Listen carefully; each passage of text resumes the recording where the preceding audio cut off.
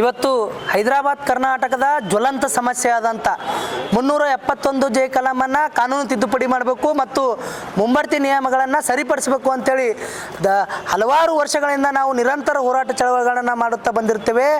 ಆದರೆ ಇವತ್ತು ಏನು ಪಟ್ಟಬದ್ಧ ಹಿತಾಸಕ್ತಿ ಮತ್ತು ನಮ್ಮ ಭಾಗದ ಜನಪ್ರತಿನಿಧಿಗಳ ನಿರ್ಲಕ್ಷ್ಯತನದಿಂದ ಇವತ್ತು ನಮಗೆ ನ್ಯಾಯ ಸಿಗಬೇಕಾಗಿತ್ತು. ಆ ನ್ಯಾಯದಿಂದ ನಾವು ಇವತ್ತು ವಂಚಿತರಾಗಿದ್ದೇವೆ.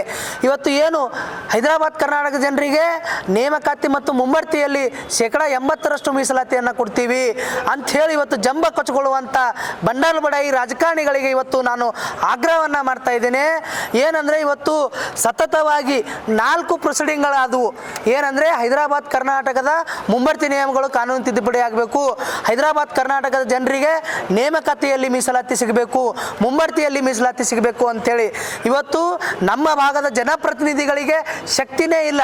ಇವತ್ತು 3 ಪ್ರೊಸೀಡಿಂಗ್ಗಳು 4 ಪ್ರೊಸೀಡಿಂಗ್ಗಳು ಆದರೂ ಕೂಡ ಒಂದೇ ಒಂದು ಪ್ರೊಸೀಡಿಂಗ್ ಕೂಡ ಜಿಯೋ ಆಗಿಲ್ಲ. ಇವತ್ತು ಅಬಕಾರಿ ಇಲಾಖೆಯಲ್ಲಿ ನಾವು ನೋಡ್ಬೋದು, ಏನು 1207 ಹುದ್ದೆಗಳಿಗೆ ಸರ್ಕಾರದಿಂದ ಅನುಮೋದನೆ ಸಿಕ್ಕರೂ ಕೂಡ ಇವತ್ತು ಅಬಕಾರಿ ಇಲಾಖೆ ಆಯುಕ್ತರು ಏನು ಮಾಡ್ತಾರೆ ಅಂದರೆ ಇವತ್ತು ರೂಲ್ 32 ಅಲ್ಲಿ ಪ್ರಮೋಷನ್ ಕೊಡಲಿಕ್ಕೆ ಹೊರಡ್ತಾ ಇದ್ದಾರೆ.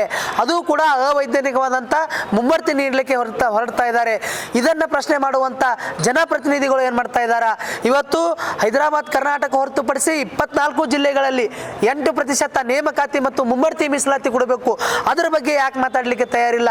ಇವತ್ತು ನಾವು ಏನು ಸಚಿವ ಸಂಪುಟ ಉಪಸಮಿತಿ ಅಧ್ಯಕ್ಷರಿದ್ದಾರೆ ಪ್ರಿಯಾಂಕಾ ಖರ್ಗೆ ಅವರಿಗೆ ನಾನು ನಿಮಗೆ ಇವತ್ತು ಆ ಅಧಿಕಾರಿಗಳಿಗೆ ಇವತ್ತು ಆವಾಜ್ ಹಾಕಿ ಕೆಲಸ ಮಾಡಲಿಕ್ಕೆ ನೀವು ತಯಾರಿಲ್ಲ ಅಂದರೆ, ನಿಮಗೆ ಆ ಶಕ್ತಿ ಇಲ್ಲ ಅಂದರೆ ನೀವು ಈ ಕೂಡಲೇ ನೀವು ಸಚಿವ ಸಂಪುಟ ಉಪಸಮಿತಿಗೆ ನೀವು ರಾಜೀನಾಮೆಯನ್ನು ಕೊಡಬೇಕು.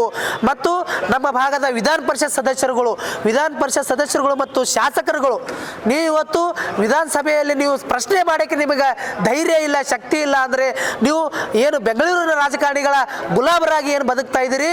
ಇವತ್ತು ನಿಮಗೆ ನಾವುಗಳು ಓಟ್ ಹಾಕಿ ನಿಮಗೆ ಗೆಲ್ಲಿಸಿದ್ದೀವಿ. ನಮ್ಮ ಸಮಸ್ಯೆಗಳನ್ನು ನೀವು ಬಗೆಹರಿಸಬೇಕು.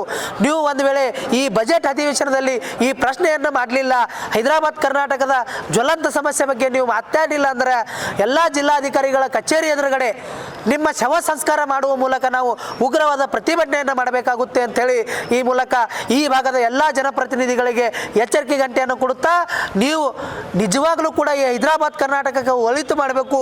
ಹೈದರಾಬಾದ್ ಕರ್ನಾಟಕದ ಜನರ ಮತಗಳಿಂದ ನೀವು ಒಂದು ವೇಳೆ ಆರಿಸಿ ಬಂದಿದ್ರೆ, ನಿಮಗೆ ಪ್ರಾಮಾಣಿಕತೆ ಅನ್ನೋದಿದ್ರೆ ನಮ್ಮ ಭಾಗಕ್ಕೆ ನ್ಯಾಯ ಕೊಡ್ರಿ, ಇಲ್ಲಾಂದ್ರೆ ನಿಮ್ಮ ಕುರ್ಚಿ ಖಾಲಿ ಮಾಡಿರಿ ಅಂಥೇಳಿ ನಾನು ಈ ಮೂಲಕ ಆಗ್ರಹವನ್ನು ಮಾಡ್ತಾ ಇದ್ದೇನೆ.